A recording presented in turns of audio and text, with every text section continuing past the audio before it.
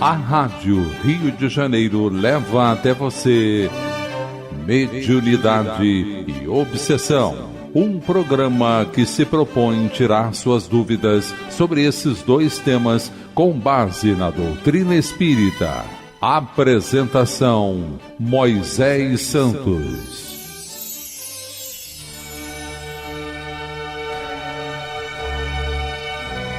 Caríssimos ouvintes da Rádio Rio de Janeiro, eu sou Moisés Santos e este é o programa Mediunidade e Obsessão, que você acompanha aqui conosco na Rádio da Fraternidade, meu caro ouvinte. Agora, em nova fase, estamos na terceira temporada deste programa, abordando agora a obra Diálogo com as Sombras. E que você já sabe, o autor é Hermínio Corrêa de Miranda, da editora da Federação Espírita Brasileira. É uma obra clássica que nos convida a considerar todos os valores desde a formação de um grupo, de uma reunião mediúnica, passando pelos seus componentes, organização, dia mais favorável da sua execução, no que consiste esse trabalho. Nós já estamos na segunda parte desse trabalho e consiste na segunda parte as pessoas. O primeiro e segundo capítulo nós já vimos. Hoje vamos entrar na continuidade do terceiro capítulo que trata exclusivamente dos médiuns, ou seja, os componentes encarnados que vão trabalhar na reunião mediúnica. Nós paramos no parágrafo nada de pânico, porém. O fato de ser ele uma pessoa dotada de antenas psíquicas, referindo-se ao médium, que o põe em relação com o mundo espiritual, quer ele deseje ou não, não quer dizer que ele esteja à mercê dos companheiros desvairados das sombras, a não ser que ele próprio deixe cair suas guardas.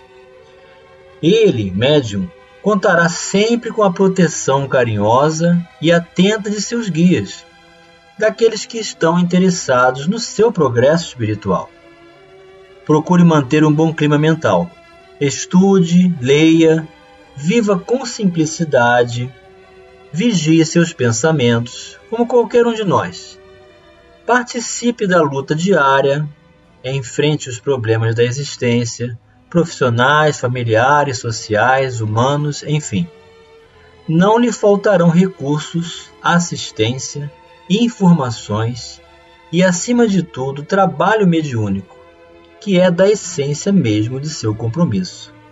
Então, uma vez assumido esse compromisso de tarefa com Jesus, numa casa espírita de relações doutrinárias bem claras e precisas nas bases kardecianas, no propósito do bem, do amor com Jesus, nós vamos ter muito mais amigos do que esses companheiros desvairados das sombras que se incomodam com esse trabalho, e notadamente aqueles com os quais nós devemos restabelecimento enquanto estamos a caminho, para nos reconciliarmos. Mas será que essa condição que Hermínio Miranda aqui coloca, que se nós viermos a cair, será por suas próprias quedas de invigilância, baixando suas guardas? O que a doutrina espírita nos ensina a respeito disso, meu caro ouvinte? Vamos esclarecer esse conceito. Esclarecendo conceitos. O Livro dos Espíritos tem duas perguntas que se referem a essa condição, tanto do envolvimento da atmosfera do vício, quanto sobre as supostas condições dos arrastamentos irresistíveis. Será que eles existem, meu caro ouvinte? A questão 645. Quando o homem se acha, de certo modo, mergulhado na atmosfera do vício, o mal não se lhe torna um arrastamento quase irresistível? E os espíritos respondem: arrastamento sim, irresistível não. Porquanto mesmo dentro da atmosfera do vício, com grandes virtudes às vezes deparas. São espíritos que tiveram a força de resistir e que ao mesmo tempo receber a missão de exercer boa influência sobre os seus semelhantes. E a questão 911.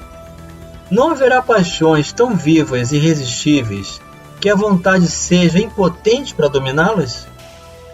Há muitas pessoas que dizem, quero, mas a vontade só lhes está nos lábios. Querem, porém muito satisfeitas ficam que não seja como querem. Quando o homem crê que não pode vencer as suas paixões, é que seu espírito se compraz nelas, em consequência da sua inferioridade. Compreende a sua natureza espiritual, aquele que as procura reprimir. Vencê-las é para ele uma vitória do espírito sobre a matéria. Então é assim, meu caro ouvinte, nós não podemos colocar a responsabilidade das nossas quedas nas influências externas, nem nos espíritos, porque o que existe em nós, as nossas escolhas finais, é que vão estabelecer o concurso daquilo que nós estamos predispostos a aceitar. Não tema, mas não seja temerário. Ou seja, não vamos perder a coragem, a confiança no mundo espiritual. E não sejamos temerários. Ou seja, não sejamos ousados a ponto de nos julgarmos infalíveis ou inatingíveis, ou que estamos protegidos o suficiente para fazer o que desejarmos, porque isso também é sair do prumo dessa assistência.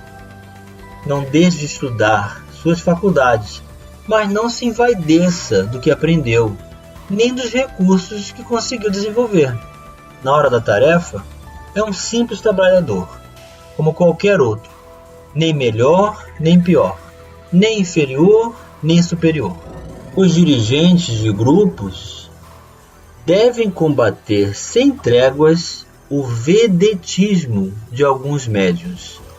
Esse é um termo de uma linguagem vulgar, ou praticamente uma gíria bem antiga, que significa fazer que alguém seja exaltado ou considerado melhor, e portanto seguido, admirado, sem que haja o bom senso de que o médium é apenas um intermediário e um trabalhador como outro qualquer.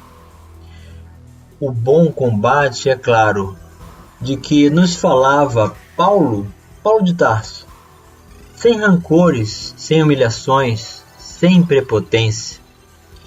É comum nos grupos mediúnicos dar-se destaque indevido ao médium que recebe, por exemplo, o orientador desencarnado para as palavras de esclarecimento e as diretrizes gerais. O ideal seria que os orientadores se revezassem, utilizando-se dos demais médiuns, mas eles não estão interessados em preservar as nossas ridículas suscetibilidades e vaidades.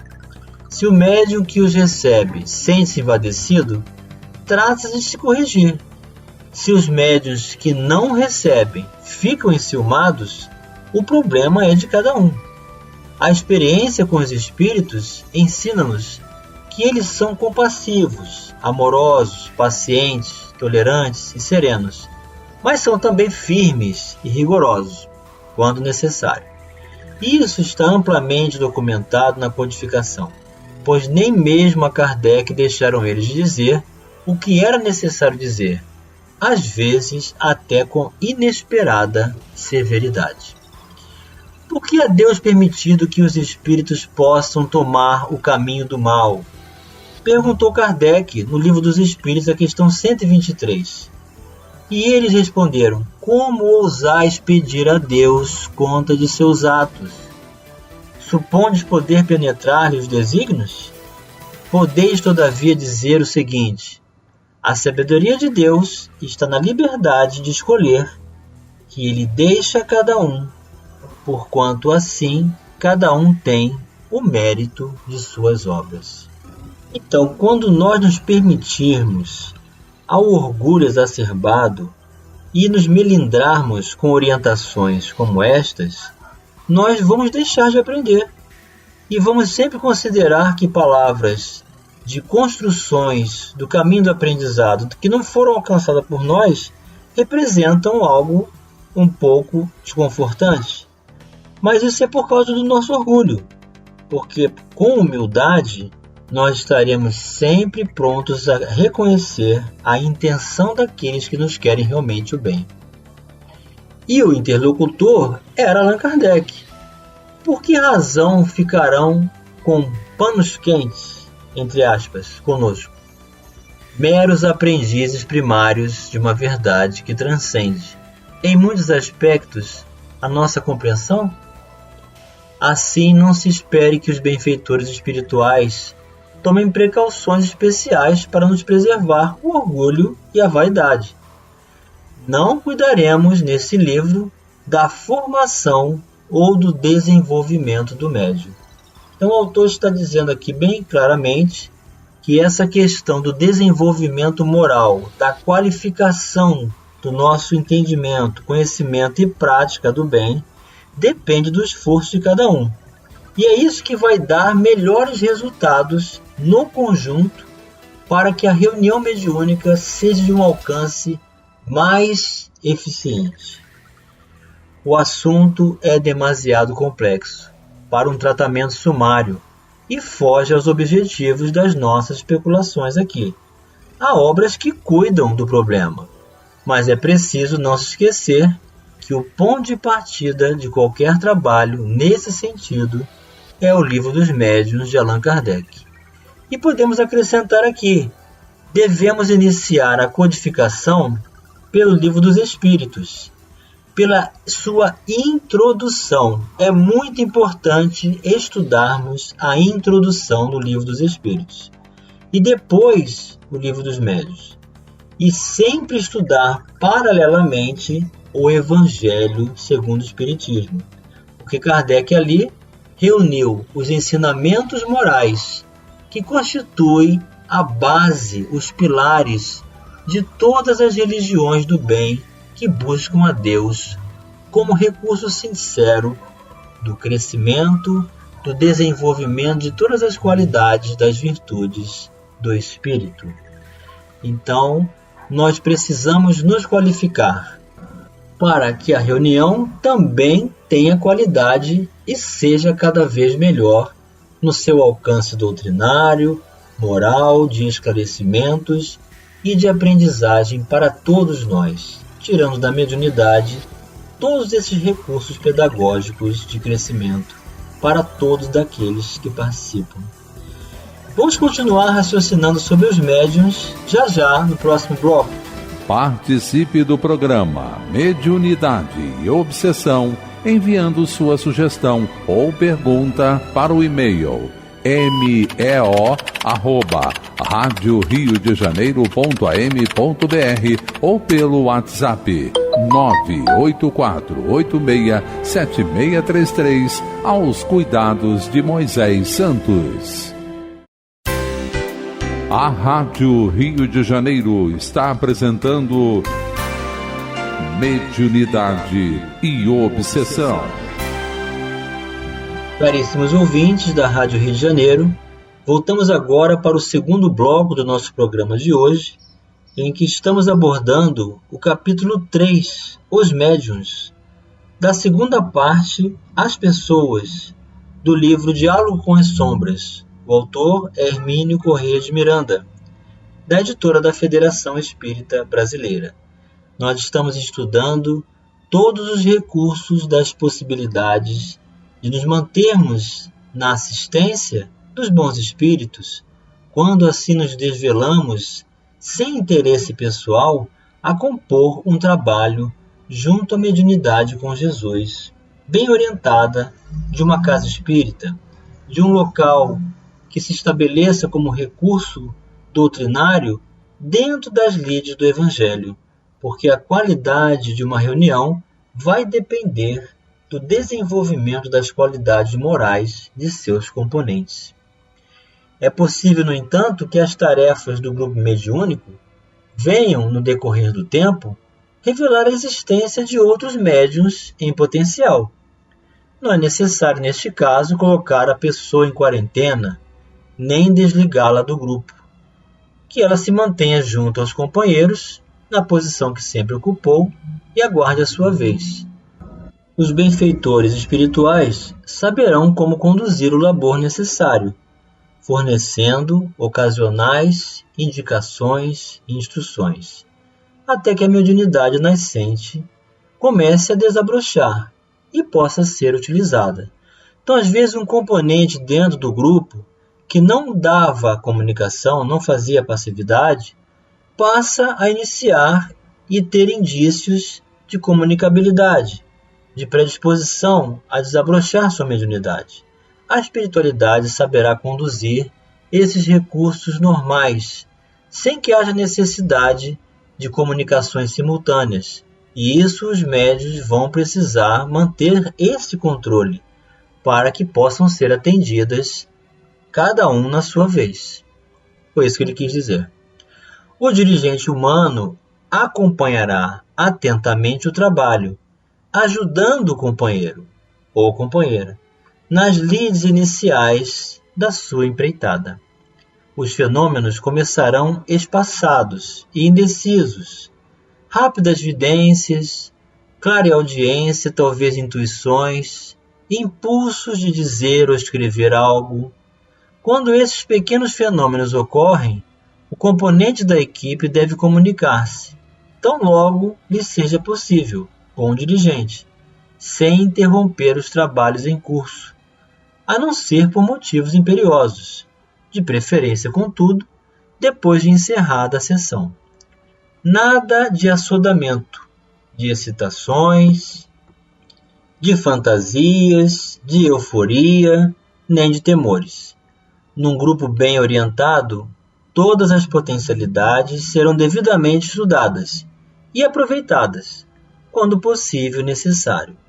Então é assim mesmo que o trabalho da comunicabilidade de um médico falante ou psicofônico nos dias atuais vai se iniciar, ou por um pensamento rápido que lhe passou à cabeça, uma frase, ou algo que ele viu na sua vidência, ou uma intuição, uma vontade de falar, e aos pouquinhos ele vai organizando e fazendo a diferença do que é seu, do que é da comunicação, e mantendo segurança para estabelecer esse contato. A mediunidade que melhor se presta aos trabalhos de desobsessão é a psicofonia, ou de incorporação. Também existe esse termo para a psicofonia. O diálogo com o desencarnado é da própria essência da tarefa, e dificilmente a palavra falada, direta e viva poderia ser substituída, sem perda considerável da eficácia do processo. Em casos extremos, poderá ser utilizada a psicografia. O doutrinador falaria e o espírito responderia por escrito. Mas a experiência revela que nada substitui a palavra falada nesse tipo de trabalho. Sim, porque a psicografia demandaria ainda mais tempo. E aí, com a luz já diminuída, seria difícil ler a psicografia na hora. Então é melhor falar, receber a inspiração do mundo espiritual para as diretrizes e orientações necessárias que o dialogador estabelecerá com o comunicante. Com ela, sentimos com maior facilidade as reações que se processam no manifestante, sua personalidade, seus cacoetes, seu estado de irritação ou de serenidade, suas ironias, suas vacilações, sua sinceridade e suas emoções. Então, realmente, o diálogo, a palavra falada do dialogador, também conhecido por doutrinador, e esse termo já está ficando ultrapassado, porque o doutrinador não vai impor nenhuma nova ideia, nenhum conjunto doutrinário. Ele vai acolher, ele vai orientar, vai ser inspirado e vai dialogar. E todas essas reações vão dar subsídios para ele dar continuidade ao processo do acolhimento. Não quer isso dizer que o grupo deva reunir apenas médios de corporação. Os benfeitores espirituais terão melhores oportunidades de desenvolver suas tarefas por nosso intermédio, quando dispuserem de mais ampla variedade de faculdades. operando através da vidência de um, da clareaudiência de outro, da intuição de um terceiro, ou até mesmo se utilizando em trabalhos especiais que ainda discutiremos da faculdade que tem outros, de exteriorizarem ectoplasma, ou seja, da mediunidade de efeitos físicos. Então é o conjunto harmonioso do grupo que vai somar detalhes, nuances, ângulos diferentes, que cada um vai somar, e na hora da avaliação cada um vai expressar aquilo que passou, aquilo que detectou da sua experiência, e o somatório das informações é que vai ajudar ao dirigente a chegar a uma conclusão sobre a realização dos trabalhos e a sua eficiência. Tal variedade de faculdades é particularmente desejável quando o doutrinador não for dotado de mediunidade ostensiva, como vidência ou audiência. Nesse caso, os médiuns presentes serão às vezes incumbidos de o auxiliarem, com pequenas e discretas observações e recomendações recebidas dos benfeitores, quando ele se acha doutrinando. Isso deve ser feito com muita sutileza, de maneira breve e sumária. Então, tem trabalhos que ocorrem isso. O dialogador está conversando e um outro médium que está tendo evidência pode dizer para ele: olha, senhor doutrinador, esse espírito, o que ele está dizendo não é verdade, porque ele está se aparentando de uma outra forma e traz outras perspectivas. E aí informa ao dialogador que existe por trás daquela falácia uma outra realidade. Isso ajuda no processo do diálogo. E chegou o momento, meu caro ouvinte, de você receber a mensagem ao seu coração. Mensagem ao coração. Do livro Seara dos Médiuns, psicografia de Francisco Cândido Xavier, pelo autor espiritual Emmanuel, capítulo 48, Faculdades Mediúnicas. Esta mensagem refere-se à questão número 159 do Livro dos Médiuns. Há diversidade de dons espirituais, mas a espiritualidade é a mesma. Há diversidade de ministérios, mas é o mesmo Senhor que a todos administra. Há diversidade de operações para o bem, todavia é a mesma lei de Deus que tudo opera em todos. A manifestação espiritual, porém, é distribuída a cada um para o que for útil. Assim é que a um, pelo Espírito, é dada a palavra da sabedoria divina, e a outro, pelo mesmo Espírito, a palavra da ciência humana. A outro é confiado o serviço da fé, e a outro o dom de curar. A outro é concedida a produção de fenômenos. A outro a profecia. A outro a faculdade de discernir os espíritos. A outro a variedade das línguas, e ainda a outro a interpretação dessas mesmas línguas. No entanto, o mesmo poder espiritual realiza todas essas coisas, repartindo seus recursos, particularmente a cada um, como julgue necessário. Quem analise despreocupadamente o texto acima, de certo julgará estar lendo o moderno autor espírita, definindo o problema da mediunidade. Contudo, as afirmações que transcrevemos saíram do punho do apóstolo Paulo, há 19 séculos, e constam no capítulo 12 de sua primeira carta aos Coríntios. Como é fácil de ver, a consonância entre o espiritismo e o cristianismo ressalta, perfeita, em cada estudo correto que se efetue, compreendendo-se na mensagem de Allan Kardec a chave de elucidações mais amplas dos ensinos de Jesus e dos seus continuadores. Cada médium é mobilizado na obra do bem, conforme as possibilidades que dispõe. Esse orienta, outro esclarece. Esse fala, outro escreve. Esse ora, outro alivia. Em mediunidade, portanto, não te deis a preocupação de admirar ou provocar admiração. Procuremos, acima de tudo, em favor de nós mesmos, o privilégio de aprender e o lugar de servir. Emmanuel para os nossos corações, meu caro ouvinte, mostrando que a espiritualidade é uma só e que as faculdades é que são diversidade entre nós, mas sem diferenças de importância, porque somos todos iguais perante Deus e é o conjunto que vai estabelecer a qualidade do trabalho com Jesus. Um grande abraço e até o próximo programa. A Rádio Rio de Janeiro apresentou Mediunidade e Obsessão.